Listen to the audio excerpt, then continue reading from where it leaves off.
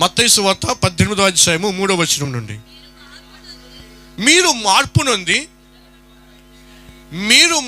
నొంది బిడ్డల వంటి వారైతేనే పరలోక రాజ్యములో ప్రవేశిస్తురని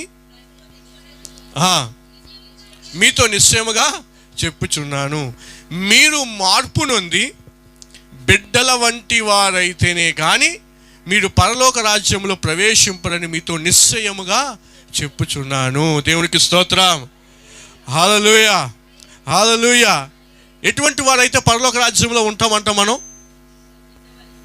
ఇటువంటి చిన్న బిడ్డల వలె మన హృదయం మారి మార్పు నొందితేనే మనం పరలోక రాజ్యంలో ఉంటాము. దేవునికి యేసు ప్రభు వారికి చిన్న బిడ్డల పట్ల ఒక ప్రత్యేకమైన ప్రణాళిక ఉంది.